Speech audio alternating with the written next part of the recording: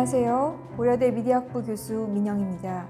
오늘 강연의 주제는 다양성을 저해하는 미디어의 작동 방식을 중심으로 미디어와 다양성의 관계에 대해 말씀드리고자 합니다. 최근 사회 변화를 보여주는 키워드 중 하나는 다양성입니다. 국경을 초월하여 세계적 차원에서 경제, 문화, 사회 교류와 교섭이 일상화되면서 우리 사회의 모든 장면과 맥락에서 다양성이 높아지고 다양성 이슈가 중요하게 부상하고 있습니다.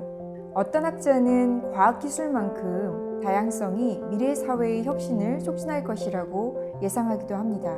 바야흐로 다양성이 글로벌 기업의 새로운 성장 원동력이 되고 과학혁신의 모멘텀이 되면서 민주주의의 새로운 지표가 되는 시대가 도래했습니다.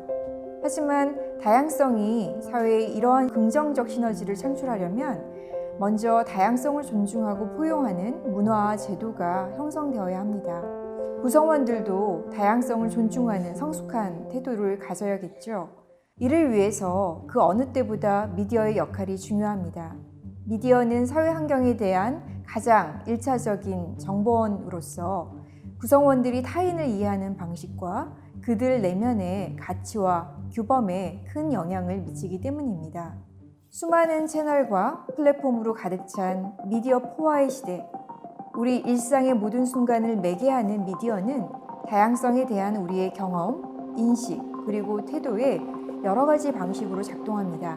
미디어가 사회 구성원의 다양성 경험과 인식의 지평을 확대하는지, 아니면 오히려 경험과 인식을 왜곡함으로써 사회 전체적인 다양성 존중 문화에도 부정적인 영향을 미치는지가 중요한 쟁점이 되겠죠.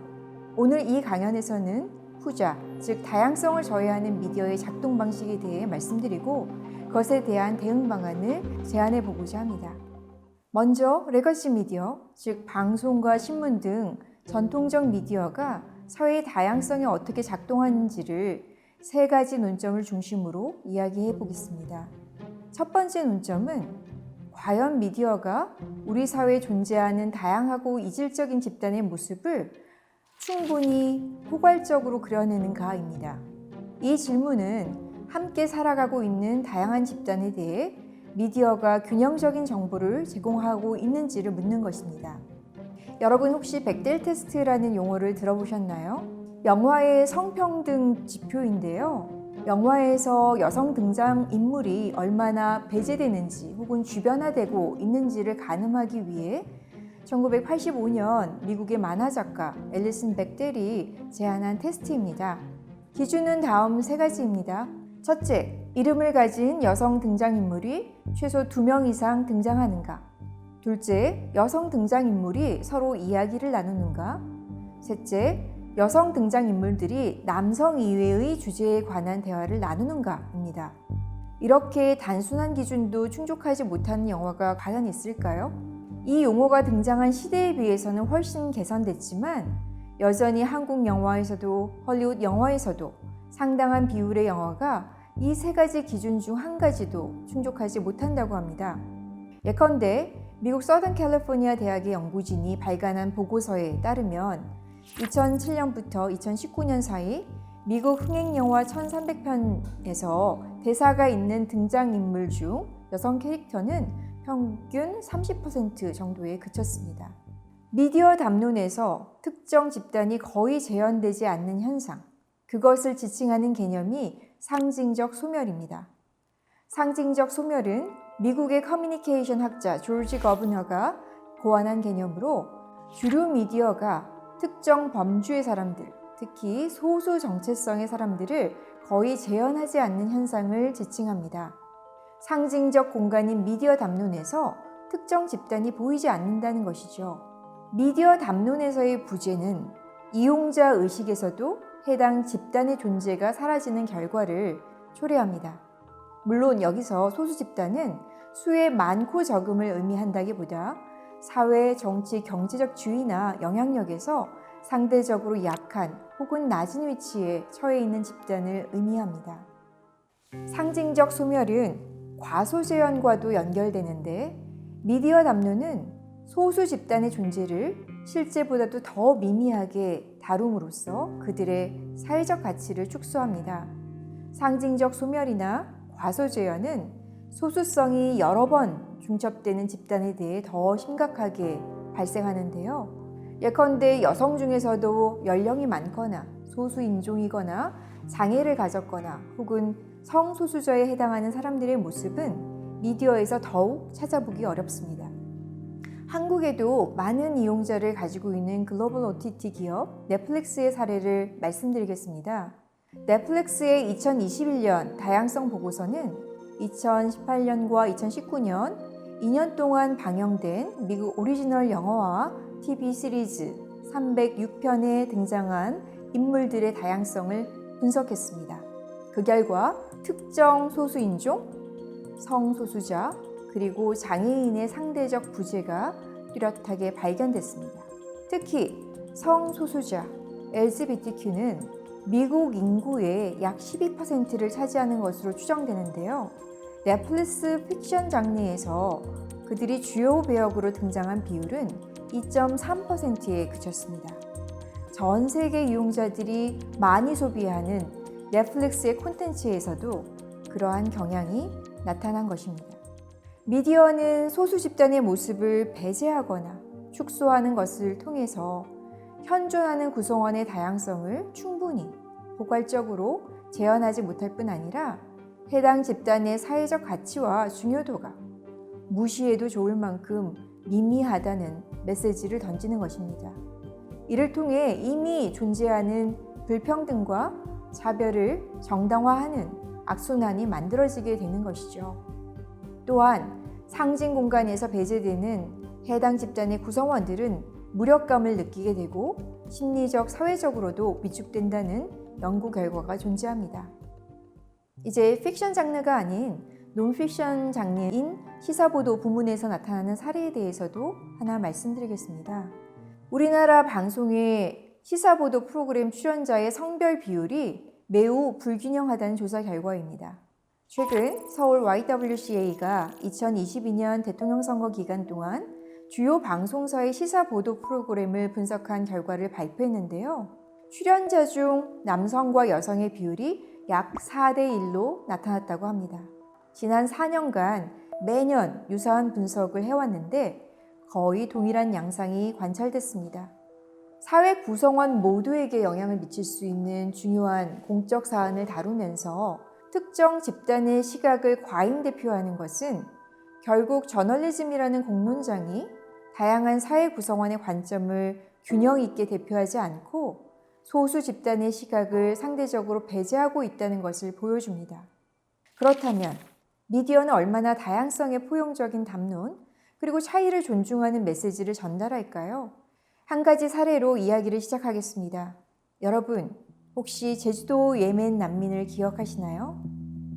2018년 제주도에 500여 명의 예멘 난민이 입국했을 때 수년간의 내전으로 수만 명의 민간인이 사망하고 수십만 명의 난민을 배출한 예멘의 비극적 상황, 그리고 예멘인들이 제주까지 오게 된 배경에 대해 한국 언론은 정확하고 사실적인 정보를 충분히 전달하지 않았습니다.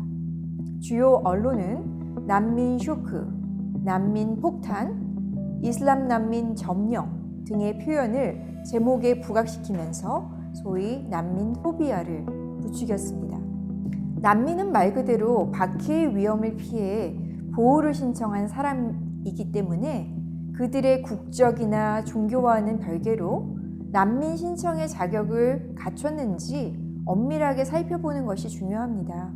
하지만 그러기도 전에 예멘 난민들은 극우 이슬람 교도로 규정됐고 테러리스트, 성폭행범, 서민의 일자리를 빼앗고 복지 혜택을 무상으로 누릴 집단 등 위험한 집단으로 묘사됐습니다. 그러나 실제로 예멘 난민이 제주도에 체류하는 기간 동안 그러한 범죄는 발생하지 않았고 그들의 취업은 양식업, 어업, 농업 등 당시 제주도에서 일손이 매우 부족했던 분야에 한해 허용됐습니다. 결과적으로 한국에서 예멘 난민 신청자 중 난민 인정을 받은 사람은 단 2명뿐이었으며 이는 OECD 국가 평균 난민 인정률에 비해서 크게 못 미치는 결과입니다. 예멘 난민 보도는 타자에 대한 정형화된 미디어 담론의 전형적 사례입니다. 정형화란 어떤 대상, 특히 잘 알려지지 않은 낯선 소수 집단을 몇 가지 고정관념을 중심으로 표상하는 것을 말합니다. 사실 고정관념은 특정 집단에 속해 있는 사람들의 특징에 대한 일반적이고 추상적인 지식입니다. 집단 전체의 일반적인 특징을 소속된 구성원들에게 모두 동일하게 적용하는 것이죠. 고정관념은 정보를 효율적으로 처리하는 데 도움을 주지만 하나의 기준으로 개인을 분류해서 그 사람이 어느 집단에 속하느냐에 따라 균질적이고 단일한 특성을 부여하는 것은 많은 문제를 야기할 수 있습니다. 무엇보다 고정관념은 나와 다른 사람들에 대해 미처 알기도 전에 선험적으로 어떤 판단을 내리게 합니다. 복잡하고 다채로운 특성을 가진 사람들을 하나의 대표적인 속성으로만 단순화하다 보니 한 집단 내에 존재할 수 있는 다양한 차이들, diversity in diversity를 무시하거나 간과하는 오류도 범하게 합니다. 고정관념에만 강하게 의존할 경우에 소위 허위 조작 정보에도 취약해질 수 있습니다. 어떤 대상에 대해 고정관념이 강할 경우 그에 불일치하는 정보를 접하게 되더라도 사람들은 그것을 예외적 상황이라고 생각하고 별로 주목하지 않습니다. 반대로 해당 집단에 대한 허위 조작 정보라도 내가 이미 가지고 있는 고정관념에 일치한다면 아마도 쉽게 수용하게 되겠죠. 예컨대 우리가 이주 외국인에 대해서 흔히 가지는 고정관념 중 하나가 우범자라는 인식이고 이 때문에 해당 집단에 대해 공포감이나 혐오감도 갖게 됩니다. 그러나 선행 연구에 따르면 이주 외국인 범죄의 경우 실제 범죄가 일어나는 비율에 비해 언론에 보도되는 비율이 훨씬 더 높다고 합니다. 즉, 과잉 보도되고 있는 것이죠. 앞서 말씀드렸듯이 일반적으로 소수 집단 자체는 미디어 담론에서 소멸되거나 과소재현되는 현상을 보이지만 소수 집단의 부정적 특성은 오히려 과잉 재현되는 양상이 나타나는 것입니다. 이주 외국인에 대한 미디어 담론은 그들의 위험성, 즉 위협을 강조하는 시각과 그들에 대한 온정적 시각을 동시에 내포하는 경우가 많습니다. 이주 외국인을 내국인의 전통 가치를 훼손하거나 물리적, 경제적 피해를 야기하는 존재라고 표상하면서도 동시에 내국인의 도움을 필요로 하는 약하고 무능한 존재로 묘사하는 것이죠. 부정적 고정관념을 부추기는 미디어 담론은 감염병이나 재난과 같은 사회적 위기 상황에서 소수 집단에게 더 큰 위협으로 작동할 수 있습니다. 코로나19 보도 언어를 분석한 연구에 따르면 감염자, 감염원, 감염 경로 등에 대한 서술 과정에서 언론은 특정 지역이나 집단의 정체성을 의도적으로 부각시키면서 낙인을 찍는 경우가 많았다고 합니다. 감염병의 전파 경로에 외국인, 성소수자, 종교 집단 등 특정 정체성의 집단이 연관되면 이들에 대한 고정관념을 매개로 과도한 책임전가와 비난이 이루어진 것이죠. 마치 감염이 그들의 국적, 종교, 신체적 조건, 성적 지향성 탓인 것처럼 여겨지게 함으로써 그들의 정체성 자체를 비난과 혐오의 대상으로 만든 것입니다. 차별금지법 제정 필요성이 공론화된 지 한참 되었지만 아직까지 우리 사회에서 성소수자의 삶은 매우 비가시적이고 그들이 어떤 차별을 겪는지 잘 알려져 있지 않습니다. 앞서 언급했듯이 상징적 소멸의 대상이지요. 하지만 미디어 공간에서 그들을 주목할 때는 다시 그들을 비정상으로 타자화하고 낙인을 가하는 정형화된 담론이 반복되고 있음을 알 수 있습니다.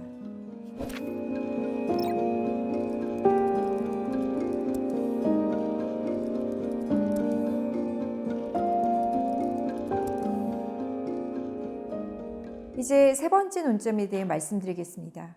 다양성을 저해하는 미디어 담론의 또 다른 특성인 소위 갈등 지향성입니다. 사회의 다양성이 높아질수록 여러 모습의 갈등이 드러나고 집단 간의 대립이 심화되는 것은 필연적입니다. 갈등은 그 자체로 많은 비용을 초래하는 사회 문제이기도 하지만 한편으로는 다양성 포용적인 사회로 진보하기 위해서는 어쩔 수 없이 겪어야 하는 과정이기도 합니다. 그렇다면 다양성 사회에서 수반되는 갈등을 미디어는 어떻게 다루고 있을까요? 많은 연구에 따르면 미디어는 표면적인 갈등 현상 자체를 부각시키면서 당사자들 간의 대립을 실제보다 심각한 것으로 과장하는 경향을 보입니다. 이와 같은 갈등지향적인 미디어 담론은 시민들로 하여금 왜 갈등이 발생했는지를 찬찬히 이해하기보다 대립 그리고 반복 자체만을 주목하게 하여서 피로감과 냉소감을 느끼게 합니다. 예컨대 공동체 구성원들의 상호 이해와 협력이 절실하게 요청되는 감염병 시국에서도 이러한 양상이 관찰됐습니다. 코로나19 보도에서 언론은 끊임없이 중국, 우한 교민, 외국인, 성소수자, 중증 장애인, 대구 주민, 물류센터 노동자 등을 저들로 만들어서 우리와 저들 간의 대립 구도를 부각했습니다. 언론이 이슈를 둘러싼 다양한 시각을 전달하지 않고 이분법적인 대립으로 갈등을 보도할 경우 시민들은 갈등 주체들 간의 차이를 실제보다 훨씬 더 심각한 것으로 인식하고 갈등은 해소될 수 없는 것으로 생각하게 됩니다. 미디어가 사회적 갈등 자체를 선정적으로 부각시키는 양상은 분열 전략과 이름 짓기를 통해서도 나타납니다. 예컨대 2016년 강남역 살인사건에 대한 미디어 보도는 여성에 대한 일상적 폭력이라는 본질적인 원인보다는 여성 혐오 대 남성 혐오라는 대립구도를 부각시켰습니다. 최근에도 미디어는 젠더 이슈를 둘러싼 복합적인 여론지형을 이대남과 이대녀의 대결 구도로 바꿔서 젠더 집단 간의 대화를 중재하기보다 오히려 갈등을 유발하고 상품화하는 경향을 보였습니다. 이러한 미디어 담론은 사람들에게 어느 편에 설 것인가를 강요하게 되고 사안에 대해 충분히 숙고하거나 상대방을 이해하고 소통하려는 노력 없이 상대방을 탓하고 적대시하는 감정을 갖게 합니다. 미디어는 이주 외국인을 지칭할 때 불법 체류자라는 이름을 많이 사용합니다. 실제 2021년 기준으로 국내 외국인 거주자 195만 명 중 불법 체류자는 38만 명 정도로 약 19%를 차지합니다. 다수는 체류 자격을 갖춘 거주자라는 의미죠. 이주 외국인을 불법 체류자라고 뭉뚱그려 호명하는 것은 이주 외국인 전체에 대한 반감을 증가시키고 내국인과 외국인 간의 심리적 간극 그리고 갈등을 더 크게 할 가능성이 높습니다. 때문에 체류 자격 위반자나 미등록 이주자 등 좀 더 중립적인 용어로 변경해야 한다는 의견이 오래전부터 제기됐습니다. 갈등지향적인 미디어 담론은 사회 구성원들에게 차이를 성가신 것으로 생각하게 하고 다양한 의견들 간의 논쟁을 비생산적인 것으로 인식하게 할 수 있습니다. 더 나아가 마치 다양성 자체가 이렇게 성가신 갈등을 만들어내는 원인인 것처럼 왜곡할 수 있습니다. 사실은 다양성이 문제인 것이 아니라 다양성을 표현하지 않는 것이 갈등을 만들어내는 원인인데도요. 그렇다면 미디어는 왜 이렇게 갈등을 부각하고 상품화할까요? 점점 경쟁이 치열해지는 미디어 시장에서 독자나 시청자의 관심을 쉽게 끌려고 하는 생존 전략으로 이해할 수 있습니다. 그러나 이러한 갈등지향적 미디어 담론은 다양성 사회에 매우 부정적인 영향력을 미치고 있습니다.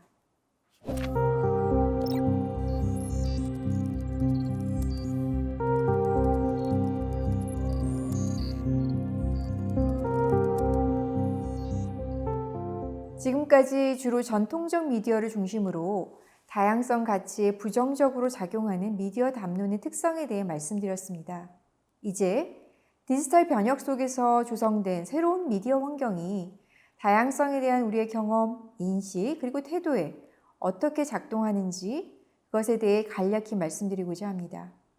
디지털 미디어 환경에서 개인은 더 많은 선택권과 능동성을 발휘할 수 있습니다. 개인은 수용자나 소비자에 머무르지 않고 정보의 생산자와 유통자로서 정보 생태계에 참여하면서 이를 통해서 미디어 환경의 다양성을 확대할 수도 있습니다.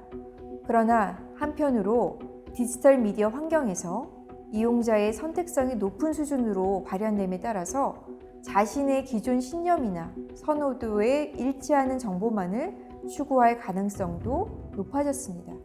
자신이 원하는 정보만을 추구하는 확증 편향이 강하게 작동할 수 있게 된 것이죠.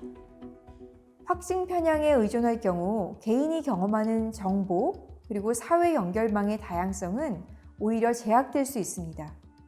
디지털 플랫폼에서 사람들은 쉽게 자신과 유사한 사람들과만 교류할 수 있기 때문에 나와 다른 사람들에 대해서는 더 단단한 벽을 쌓을 수 있다는 것입니다.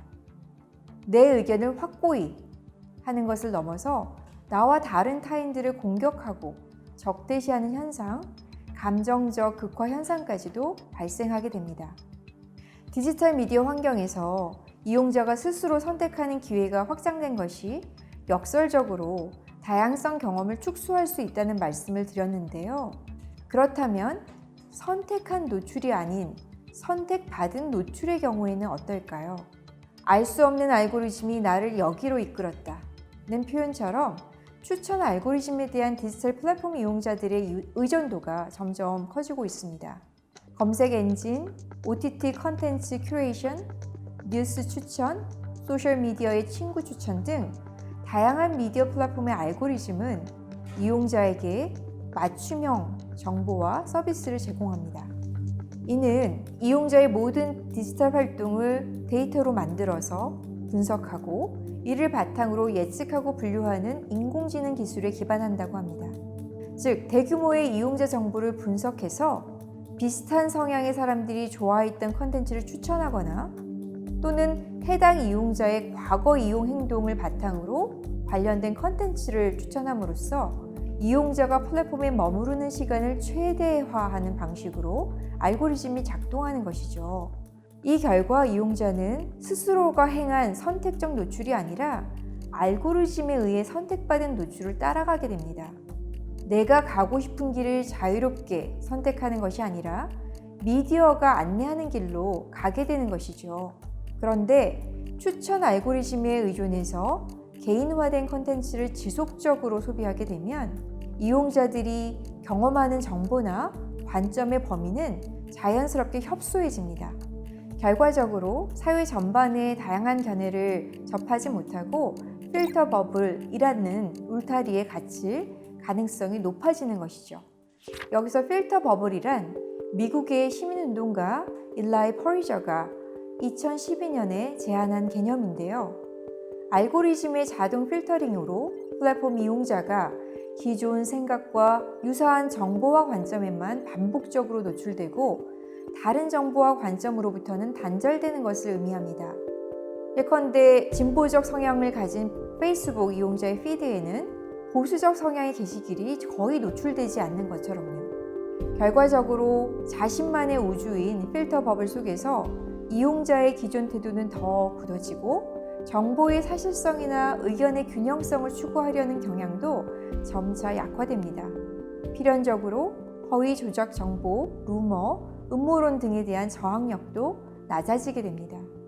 알고리즘은 보이지 않는 곳에서 작동하지만 우리 일상에서 그리고 사회의 다양한 영역에서 거대한 영향을 미칠 수 있기 때문에 알고리즘의 작동 원리, 특히 다양성을 저해할 수 있는 알고리즘의 편향성에 대해서 우리는 경각심을 가질 필요가 있습니다. 넷플릭스의 다큐멘터리 영화 알고리즘의 편견, 코디드 바이어스는 MIT 미디어랩의 연구원이 안면인식 소프트웨어에서 이상한 점을 발견하는 이야기를 담고 있습니다. 아마존의 의뢰로 IBM이 개발한 안면인식 인공지능 프로그램은 흑인 여성인 연구원의 얼굴을 인식하지 못했습니다. 흰 가면을 쓴 이후에야 사람의 얼굴로 인식했습니다. 이러한 오류는 이 알고리즘을 훈련하기 위해 사용한 데이터가 백인 중심이었기 때문이었죠. 마이크로소프트사의 인공지능 챗봇 테이나 국내 스타트업이 개발한 인공지능 챗봇 이루다는 이용자와의 상호작용 과정 속에서 여성, 특정 인종, 성소수자 등에 대한 차별과 혐오 표현을 학습하게 됐고 이 때문에 출시 직후 서비스가 중단됐습니다. 이처럼 인공지능에 기반한 알고리즘이 다양성 위기를 초래할 수 있음을 보여주는 사례들은 너무나 많습니다. 자칫 우리는 기계는 중립적이고 공정할 거야 라고 인식하기 쉽지만 그 역시 인간과 사회의 편향에서 자유롭지 못하다는 것을 알 수 있습니다.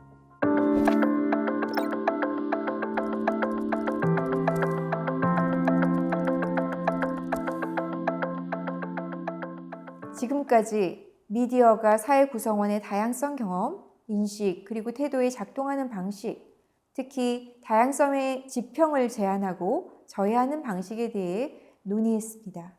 그렇다면 미디어 이용자들은 이에 대해 어떻게 대응해야 할까요? 미디어 이용자들, 본 시민들에게 무엇보다 필요한 것은 다양성이 나에게, 우리에게, 그리고 사회 전체에게 왜 중요한지에 대해 이해하는 것입니다. 사실 다양성은 멋있거나 혹은 올바르기 때문만이 아니라 우리 삶에, 우리 사회에 꼭 필요하고 필수적이기 때문에 존중해야 하는 가치입니다. 구성원이 차별에 주눅들거나 고정관념과 편견에 갇히지 않고 자유롭게 역량을 키우고 그것을 발휘하는 것은 공동체 전체에도 많은 경제적, 문화적, 정치적인 혜택과 성과를 가져올 수 있습니다. 다양한 사람들과 다양한 사고방식을 경험하는 것은 개인의 성장 그리고 성공에도 유용합니다. 다양한 경험은 창의적 사고의 원천이 되고 생각의 지평을 넓고 깊게 하기 때문이죠. 다양성이 상수가 되는 사회에서 기업을 비롯한 모든 조직이 필요로 하는 인재는 나와 다른, 나와 이질적인 사람들과 잘 소통하고 협력해서 문제를 해결할 수 있는 역량을 갖춘 사람입니다. 더 좋은 사람, 그리고 사회에 필요한 사람으로 성장하기 위해 그리고 함께 지속 가능한 공동체를 만들기 위해서 다양성은 중요한 가치와 자산이 되는 것이죠. 다양성의 유용성을 이해하고 다양성의 가치에 공감하는 것을 전제로 할 때 미디어 이용자들은 어떤 실천을 할 수 있을까요? 첫째, 이용자는 차이를 이유로 사람들 사이에 위계를 만들거나 차별을 정당화하는 미디어 메시지를 분별하고 비판할 수 있는 리터러시, 즉 미디어 문해력을 키워야 합니다. 특히 뉴스, 드라마, 예능, 노래가사, SNS 게시글, 댓글 등 다양한 형태의 미디어 메시지가 매개하는 특정 집단에 대한 혐오 표현을 발견해내고 비판할 수 있는 감수성과 역량이 필요합니다. 혐오 표현은 고정관념, 편견이나 왜곡된 정보에 기반하여 특정 집단의 모욕, 비하, 멸시, 그리고 위협을 가하는 언어입니다. 때문에 혐오 표현은 표현의 자유로 보호될 수 없고 경우에 따라 법적 처벌도 받게 됩니다. 혐오 표현은 혐오감을 표출하는 개인의 감정적이고 극단적인 표현에 그치는 것이 아니라 사회 불평등과 차별을 반영하고 또 재생산하는 도구입니다. 우리는 모두 어떤 기준에서는 다수자의 입장이지만 다른 측면에서는 소수자의 입장에 설 수 있습니다. 코로나19로 민감한 시기에 한국인으로서 외국인들에 대해 원인 모를 불편한 감정을 느끼면서 그들에 대한 혐오 표현을 묵인했을 수 있습니다. 그러나 우리가 외국 여행 중에 아시아인이라는 이유만으로 혐오 발언이나 공격의 대상이 된다면 그것을 쉽게 수긍할 수 있을까요? 이러한 상호성을 이해할 때 우리는 타인의 관점과 상황에 좀 더 이입할 수 있고 소수자에 대한 혐오나 차별적 언어가 얼마나 상처가 되며 부당한 것인지에 대해 공감할 수 있을 것입니다. 명시적인 혐오 표현뿐만 아니라 미디어가 관행적으로 사용하는 차별적 표현에도 예민해질 필요가 있습니다. 예컨대 결정장애, 자폐적 사고, 미혼모, 블랙리스트 등 흔히 사용하는 용어들이지만 특정 집단에 대한 편견을 암묵적으로 함축한 표현들은 미세하지만 치명적인 공격이 됩니다. 디지털 플랫폼에서 우리는 정보 생산자로서 미디어 생태계에 직접 참여하기도 합니다. 이때에도 보다 포용적이고 중립적인 언어로 콘텐츠를 생산하고 전달하는 능력이 필요합니다. 둘째, 미디어 이용자는 확증 편향의 오류와 부작용을 성찰할 수 있어야 합니다. 디지털 미디어 환경에서는 내 목소리만이 반사되어서 들리는 반향실, 에코 체인버에 갇히기 쉽기 때문에 타인의 감정과 상황에 대해서는 무관심하거나 냉담해질 수 있습니다. 상대에 대해 자세히 알거나 직접 소통하기도 전에 고정관념이나 편견으로 잘못된 인식을 굳히고 허위 조작 정보를 받아들여서 적대적인 태도를 가지기도 쉽고요. 이러한 오류에 빠지지 않기 위해서는 우리는 어떤 대상, 특히 낯선 대상에 대해서는 최대한 다면적인 접근을 할 필요가 있습니다. 정보의 균형성을 확보하기 위해서는 최대한 다양한 출처에서 정보를 확보해야 합니다. 내가 얼마나 자주 나를 불편하게 하는 내용을 접하고 있는지를 점검해서 스스로에게 다양하고 균형 있는 정보 환경을 선물해야 합니다. 또한 하나의 범주로만 어떤 대상을 규정하지 말고 대상의 다면적인 속성을 최대한 찾아보고 바라본다면 어느 지점에서든 자신과의 공통점을 발견하고 이해와 소통의 물꼬를 찾을 수 있을 것입니다. 독일의 시사주간지 디 차이트가 실시한 독일이 말한다 프로젝트에 따르면 정파적으로 양극단에 서 있던 사람들이 직접 대면하여 대화를 나눈 결과 고정관념을 금세 허물고 서로의 공통점을 발견하며 결국 좁힐 수 없던 것처럼 보였던 생각의 차이도 줄었다고 합니다. 결국 하나의 기준에서 고집스럽게 세상을 그리고 타인을 구별짓고 판단하려 하지만 않는다면 우리는 디지털 미디어 환경에서 더 다양한 정보와 관점을 접하고 더 다양한 사람들을 만나는 기회 그리고 혜택을 충분히 마음껏 누릴 수 있습니다. 셋째, 디지털 플랫폼 알고리즘의 작동 원리에 대해 질문하고 설명들을 권리를 주장해야 합니다. 앞서 디지털 플랫폼 이용이 일상화되면서 알고리즘 의존도가 점차 높아지고 있다는 말씀을 드렸습니다. 이처럼 알고리즘은 일상에서 디지털 미디어를 이용하는 매 순간에 작동하면서 우리의 중요한 의사결정에 큰 영향을 미치지만 정확히 어떤 원리에 의해 작동하고 있는지 알려져 있지 않고 매우 불투명합니다. 기계가 하니 중립적이고 공정할 것이라는 생각에서 벗어나 알고리즘의 편향 가능성을 고려할 수 있다면 알고리즘이 내 생각의 경계를 만들고 내 결정과 행동에 패턴을 만드는 효과는 크게 줄어들 수 있습니다. 디지털 미디어 기업들도 알고리즘의 공정성을 높이기 위한 여러 방안을 도입하고 있지만 이용자 역시 인간과 조직의 편향이 개입될 수밖에 없는 알고리즘의 속성에 대해 이해할 필요가 있습니다. 그리고 자신이 이용하는 미디어 서비스에 어떤 알고리즘이 적용되는지에 대해 설명을 들을 권리를 주장해야 합니다. 세세한 기술적 지식이 아니라 몇 가지 알고리즘 작동 원리에 대한 설명만으로 이용자들은 충분한 비판의식을 가질 수 있습니다. 때로는 자동 추천 기능을 완전히 끄고 내가 갈 길을 스스로 만들어 보는 것도 필요하겠습니다.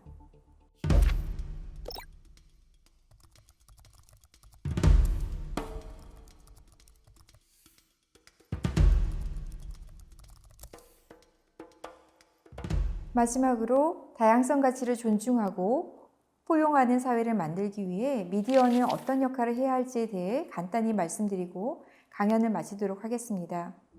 무엇보다 미디어는 일부가 아닌 우리 사회 전체를 반영하는 이야기를 전달해야 합니다.